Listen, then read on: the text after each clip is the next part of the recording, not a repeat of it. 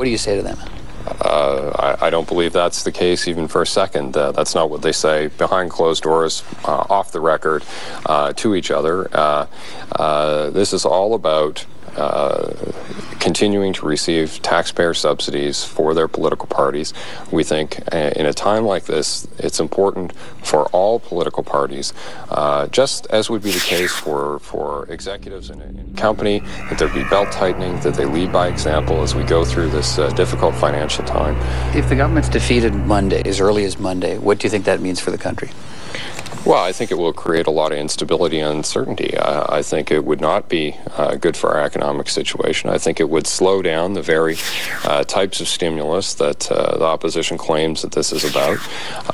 The reality is that we have taken unprecedented moves to stimulate the economy. These things are continuing. They're being rolled out every day through increased infrastructure spending, through monetary policy and other actions.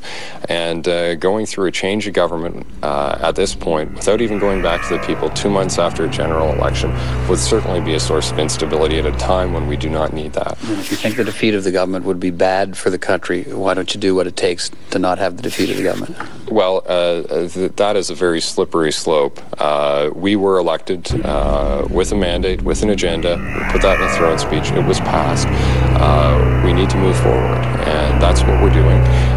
We think what we're proposing and what we're doing is very reasonable.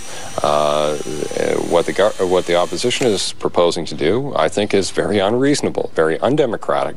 But you would agree sticking to this plunging the country into weeks of uncertainty at the time when they're waiting for economic stimulus, this scenario could in fact put it off?